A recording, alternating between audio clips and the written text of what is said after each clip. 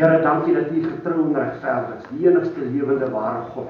Daarom bid ek vanmôre dat U die engele nou om hierdie plek sal opstel, skouer op skouer, boor en onderdeur, en dat U self 'n muur van vuur rondom hierdie gebou sal wees.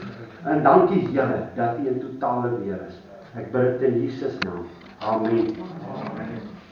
Voor ek kan begin, gaan ek eers gou sê, terwyl ek afgestaan, hier sit mense vanmôre met regtig probleme. Hier sit ouens met finansiële probleme. Hier sit ouens met huweliksprobleme. Hier sit ouens met gesondheidsprobleme. En jy kry nie 'n deurbraak nie. Want jy fokus op jou geld. Waar daar niks is nie. Jy fokus op jou huwelik. Jy fokus op jou gesondheid. Jy fokus nie op die Here nie. En voor jy nie jou oë van jou omstandighede gaan afhaal, gaan die Here nie jou situasie verander. Want ons is so vasgevang in ons finansies, dat jy aan niks anders te dink nie. Kry jou fokus terug op die Here, as jy God wil sien beweeg. Amen. Gelykenis van die saaiër, 2 Korintiërs 1:13, want ons skryf van julle niks anders as wat julle lees en ook verstaan nie. Ek hoop dat julle dit ook tot die einde toe sal verstaan. My jongste meisiekind, julle het al gesien, sy is 18. Toe sy 3 jaar oud is, sit sy eendag so, en ek maak reg om te preek, en die Here sê my, kyk vir haar, en ek kyk vir haar. Hy sê, as jy nie daai kind kan raak preek nie, vergeet van preek. Ek is hier om jou raak te preek, ek is hier om vir jou die waarheid te gee. Want die probleem in hierdie dorp is, die groot misleiding is in die kerke. Nie in die bestuur, in die raad nie, in die kerke. Dis waar ons probleem lê. As my Bybel vir my sê, die aarde is in 6 dae gemaak, beteken dit, die aarde is in 6 dae gemaak. Klaar. Hoe? Ek weet nie. Ons sal eendag weet as ons in die hemel kom. As die Bybel sê, Jona was in 'n vis se maag, dan was dit 'n groot vis. Hoe? Ek weet nie. Die Bybel vir my sê, Jesus is uit 'n maagd gebore. Mens gesproke is dit onmoontlik. God said it, I accept it, that settles it. Klaar. As die Bybel so sê, doen ek dit. Matteus 22:29. Toe antwoord Jesus en sê vir hulle, julle dwaal, omdat julle die skrifte nie ken nie, en ook nie die krag van God nie.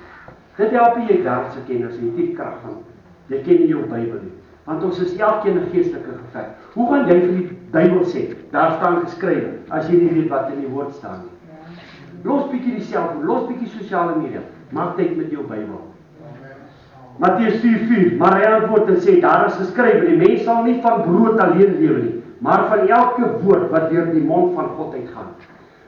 Die Bybel, Genesis 1, Openbaring 22. En die groot probleem vandag in die kerk is, ons preek dit nie. Ons haal sekere goed uit. Nou as jy 'n probleem het met 'n teksvers. Ek het vanoggend gepraat van seks is vir die huwelik gemaak. Great. As jy 'n probleem het daarmee, skeer hy bladsy uit jou Bybel. Dan gaan jy mos nooit weer plan. Maar een môre gaan jy die 2 buiteblaaie hê. En wat ons nie vandag gesê het nie. Die dag as jy voor die Here staan. 2 vrae aan jou gevra word. Wat het jy met Jesus gedoen? Wat het jy met die woord van God gedoen? Niks verder. Onthou dit. En wat ons moet besef, die Bybel is nie piekemix. Onthou toe ons kinders was piekemix, sê jou maak vir jou kies gou vir jou pad soms. Vat jy die een en daai. Die Bybel werk nie so nie. Dis die ware woord van God en hy's lewendig en hy's kragtig. Toe ek 2007, tussen 7.500 mans radikaal tot bekering kom. En om my steek sy Bybel so in die lug en hy sê it's alive. Toe dink ek hy lieg. Ek sê vanmôre vir daai woord is lewendig, want ek sit tyd daarin. Lukas 8:4. En toe daar 'n groot menigte vergader en die wat uit verskillende stede by hom aangesluit het, sê aan hulle deur 'n gelykenis.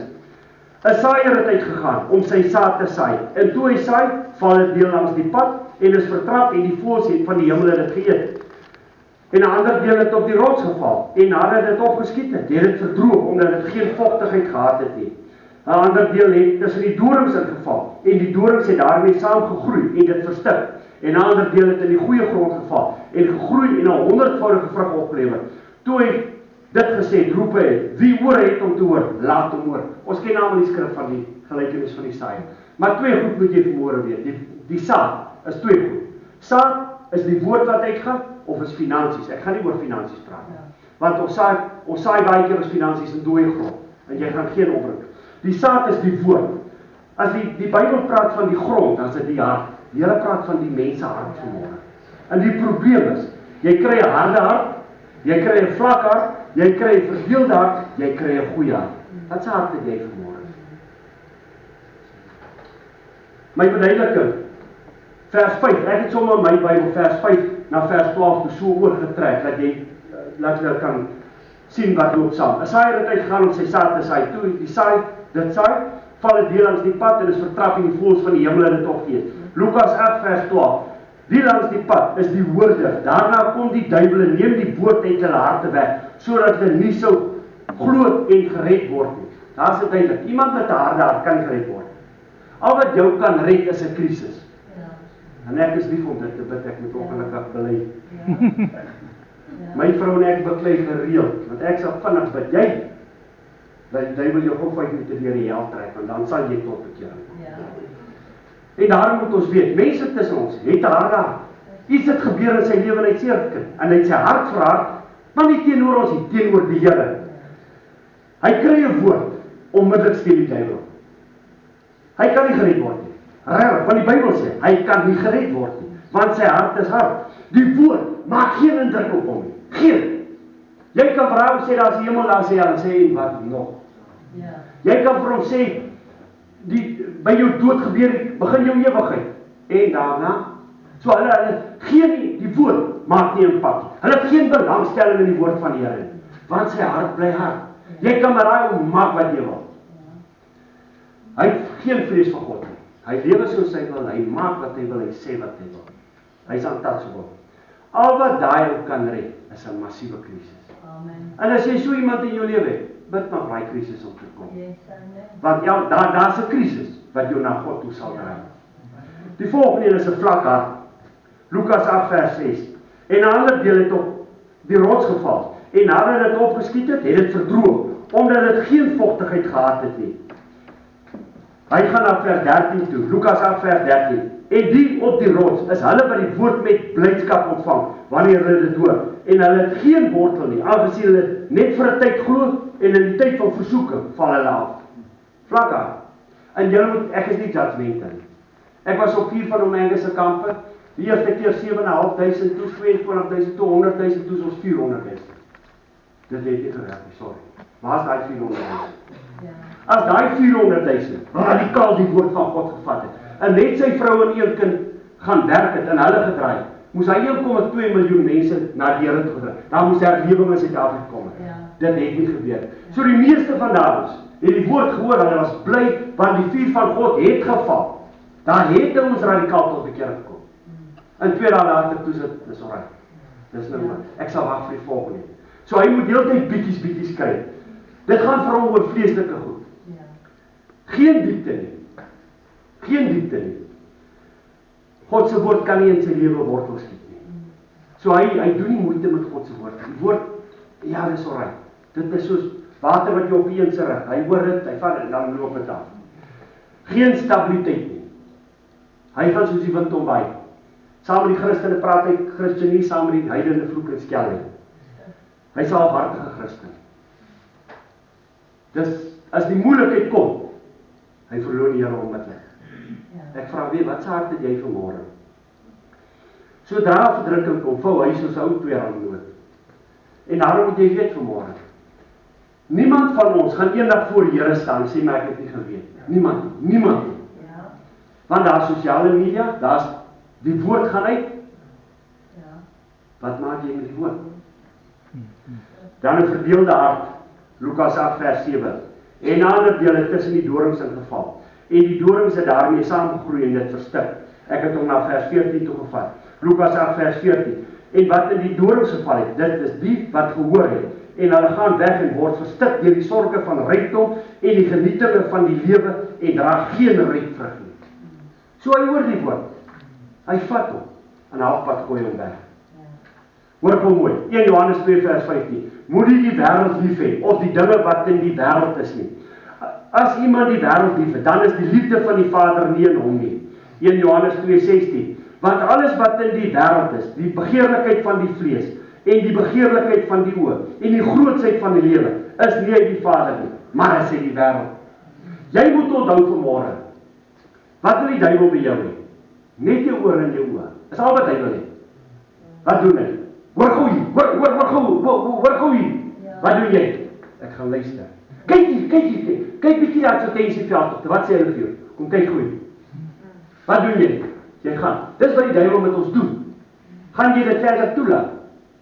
Want as jou oor nie gerig is op die Here nie, en die stem van die Heilige Gees nie, gaan jy dit mis. As jou oor nie op die Here is nie, gaan jy soos Petrus sink in 'n rowwe water. Die duiwel gaan alles in sy vermoë doen. Ons wag vir die wegraping. Ek is 'n voorstander van Pieter, jy kan my kom, maak wat jy wil. Ons gaan wegraap word voor die moeilikheid kom. En ons verwag dit. Nou dink jy die duiwel het nie idee, hy kan nie, soos ons ook, hy weet dit kom. Hy gaan alles in sy vermoë doen, om jou wêreld met mekaar uit te skeur. Jou keuse. En as jy nie vir jou huwelik bid nie, hy gaan kom vir hom. 1 Johannes 2:17, en die wêreld gaan verby in sy begeerlikheid, maar hy wat die wil van God doen, bly vir ewig. Hierdie ou se probleem is liefde vir die wêreld. Dit gaan oor materiële goede. Ek wil geld maak, ek wil ryk word, ek wil gesien word, ek wil erken word. So geen erkenning nie, geen. Dis ou wat een voet by God staan, een voet in die wêreld. Tussen ons kan hy 'n Christen wees, die ander wil hy graag in die wêreld wees, maar sy loyaliteit lê in die wêreld. Wie wat is die gevaarlikste van hierdie ou met die hart? Hy dink hy's gered, maar hy's verlore. Die meeste mense vanmôre in 'n kerk dink hy's gered. Ek sê gister vir Christus, ons gaan eendag in die hemel staan. Jy gaan baie min kerkmense sien. Jy gaan prostituie en tollenaars daar bo sien. Amen. So jy moet seker wees, jou saak met God is reg. Ek doen nie 'n mens verandering nie. Ek het die laaste tyd die Here reg, ek het baie gery en dit is vir my voorreg. Ek is dankbaar, ek lewe my passie uit. En nou vra ek my Len, maar aan wie doen jy verantwoording? Onder wat se kerk staan jy? Ek sê ek staan nie onder kerk, ek staan onder die Here. Amen. So ek moet in die Here verantwoording doen. Amen. En daarom moet ons ophou worry wat sê mense.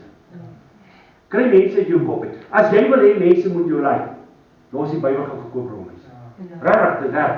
Almal gaan vir jou, almal gaan vir jou praat. Raak ernstig met die woord. By hulle, hy's nie gered nie. Hy dink hy's gered, maar hy's verlore. God en sy woord is nie 'n prioriteit vir hom nie. Glad nie. Hy's nie ernstig met die Here nie. Hy doen nie wat die Here vir hom sê nie. Hy sal doen wat hy wil. Die ergste is, daar dra geen vrug nie. Hy's onvrugbaar in die koninkryk van God. Hy het nie vrugte wat hy dra. Nie 'n vrotvrugte. Ouens wat verlore is. Dan kom ons by 'n goeie hart. Lukas 8 vers 8. En ander deel het in die goeie grond geval en gegroei en 100voudige vrug opgelewer. Toe hy dit gesê het, roep hy, wie oor het om te hoor, laat hom hoor. Vers 15. En wat in goeie grond geval het, dit is hy wat nadat hulle gehoor het, die woord in 'n eerlike en 'n goeie hart gehou het en met volharding vrug dra. Dis maklik om met duisends na die Here toe te lei. Dis nie so maklik om hy duisend te laat verlaat nie. Ek het slegte maniere. As ek jou na die Here toe lei, ek gaan kort in loer by jou. En ek gaan kort op jou toe trap, ek beloof jy. Ek gee my jou woord. En ek gaan met jou lewe wees partydag om jou wakker te kry. Hierdie ou hoor die woord. Hy doen die woord. Hy's in 'n verhouding met die Here. Hy lewe binne die woord. Al wat tel op die einde van die dag is jou verhouding met die Here Jesus Christus. Doen jy wat hy vir jou sê. Matteus 7:24. Hoor gou mooi. Elkeen wat na hierdie woorde van my luister en dit doen, hom sal ek vergelyk met 'n verstandige man wat sy huis op die rots gebou het. En die reën het geval en die waterstroom het gekom en die winde het gewaai en teen daardie huis aangestorm en dit het nie geval nie want sy fondament was op die rots. Daar's jou fondament. As jy môre alles verloor of jy op 'n doodsbed lê, gaan jy nog steeds in die Here vashou of gaan jy uitroep en vra waar's die Here? Waar is sy beloftes? Geloof sê hy saam met my elke oomblik. Ek kan nie vir jou goed sê wat in my lewe gebeur het. Dit is my voordeel. Ek was nie in 'n kweekskool nie. Ek het geleer vir pastoor, nie klaar gemaak nie. Die Here het my gesê, hulle gaan jou mislei. Ek stap die pad saam met die Here. Ek het al alles verloor. Maar wie opgestaan? My liefde saam met die Here. So jy het 'n keuse. Jou huis kan gebou word op die sand of dit kan op die fondament wees. Of dit kan op mense se opinies wees. Wat maak jy met die woord van God wat jy elke dag kry? Elke Sondag is jy kry boodskappe. Wat maak jy daarmee? Mediteer jy oor die woord?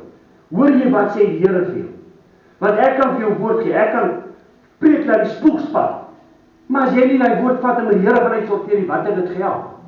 As die woord van God nie kan ontkiem in jou hart en groei, wat gaan daar gebeur? Lukas 11 vers 27. En terwyl hy dit spreek, het 'n vrou uit die skare haar stem verhef en vir hom gesê: Salig is die skoot wat U gedra het en die borste wat U gesorg het. Lukas 11:28 en hy sê, ja, maar salig is hulle wat die woord van God hoor en dit bewaar. Vra weer, wat maak jy met die woord van U? Ek het daarom groot geword, my Bybel word ingekleer. Ek het al ras gekry daar, ek gee nie om nie. Want môreoggend as ek 'n probleem het, gaan ek terug en ek vra, Here, maar hoekom sê U so? Ek vra weer, mediteer jy op die woord? Praat jy met die Here? Baie ons sê, Melene, kan nie 'n uur bid nie. Ek sê, as jy nie met 5 minute begin, gaan jy nie by 'n uur uitkom nie. Dit is al wat ek vanmôre vir jou het om te sê. Vat die woord, gaan bid oor hierdie woord. 4 soorte harte. Hier is miskien al 4 van die harte hier. Miskien is jou gebede nie beantwoord soos jy dit wil hê. God weet beter. Hy sal voorsien op sy manier, op sy tyd. Moenie jou hart verhard teenoor die Here nie. Hy is God, hy weet wat jy nodig het. Voor jy opstaan in die oggend. Op sy tyd, op sy plek sal hy dit vir jou gee, maar op sy manier. Kom ons sit, Here, dankie dat die woord uitgeskort. Vandag, Here, U ken my, U ken elkeen wat hier sit, U ken elkeen se omstandighede. Daarom bid ek vanmôre, Here, dat hierdie gemeente bonatuurlik sal seën. Here, dat elkeen weet, dit gaan nie oor hierdie gebou nie, dit is elkeen wat hier instap, wat dit die huis van God maak. En Here, dat dit die houding kry van, Here, wat kan ek vir U doen? Here, want U het nou werk is nodig, U het hande en voete nodig. Laat ons ophou met ons verskonings, en sê, Here, hier is ek, stuur my. Here, want die oes is wel groot daar buite, maar die arbeiders is min. Here, God don't call die qualified, He qualifies the call. Here, elkeen staan voor 'n nuwe week. Hier's mense met finansiële krisisse, met gesondheid, met huwelik, met klomp probleme. Daarom bid ek hierdie week, dat die deure sal oopmaak, wat niemand gedink het kan oopgaan nie. Laat hierdie onmoontlike sal moontlik maak, en laat hierdie woord elkeen sal wakker maak, en laat hulle radikaal sal raak met die stem van die Here, en net doen wat U van ons verwag. En Here, laat elkeen weet, ons is skielik op pad na die einde toe. Waar gaan hulle die ewigheid deurbring? In Jesus naam. Amen. Ons gaan nou nagmaal hou. En besef vanmôre, daar's kinders in, kom ons noem die kerk, die EG Kerk, die APK, die gereformeer, as 'n kind mag nie nagmaal gebruik nie. Hulle ontneem die kind, die liggaam van Christus. Hy kind van my, toe sy 3 was, toe leer ek aan nagmaal. Sy gebruik nagmaal van 3 jaar. As kinders in hierdie kerk, tot op 18, wat hulle nie dit mag gebruik nie. So kom ons kinders te na, soos ons besig om die toekoms te reüneer. Ek wil hê terwyl jy vanmôre die glasie drywers afkry en die broodjie, die matsa, besef wat het Jesus vir jou gedoen. Hy gaan dit nie weer doen, hoor mooi wat, hy gaan nie terugkry, hy het dit klaar gedoen. Dit is tyd dat jy dit moet vat en jou eie maak. Ons het nou op 'n mannekamp nagmaal bedien. Dat groot manne soos babetjies gehuil het oor ontmoeting met die Heilige Gees. Besef vanmôre, nagmaal, the meal that heals. Jesus het met sy lewe vir jou 'n prys betaal. Hy is aanvaardig gestaan. Hy is onherkenbaar geskenk vir my en vir jou. Besef vanmôre wat Jesus vir jou gedoen het. Vat dit met al twee hande. En wat ons ook moet weet, die nagmaal was nooit vir die kerk gestel. Want wie is die koning, priester en profeet? Die man. Dis vir jou gestel. Ons hou Vrydag aan die nagmaal. Dan salf ek my vrou en my kinders, of daar is die randsoring. 1 Korintiërs 11 vanaf vers 23. Want ek het van die Here ontvang wat ek ook aan julle oorgelewer het. Dat die Here Jesus in nag wat hy verraai is, waarin hy verraai is, brood geneem het. Nadat hy gedank het, het hy dit gebreek en gesê: neem, eet, dit is my liggaam wat vir julle gebreek word, doen dit tot my gedagtes. Here, so 'n stukkie brood, so groot betekenis. Vanmôre bid ek dat U dit sal seën in elkeen se liggaam. U weet wat elkeen nodig het en dat hulle sal weet U het reeds die prys vir hulle betaal. In Jesus naam. Amen.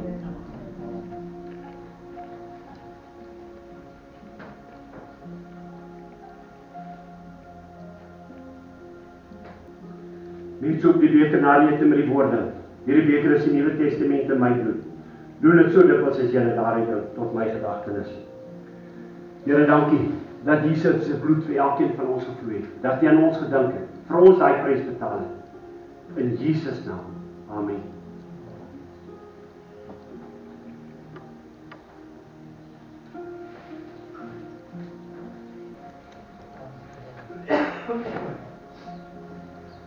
terwyl hy glasies op nie, wil ek net, voor ek afsluit, gou vir julle net van 'n getuienis vertel.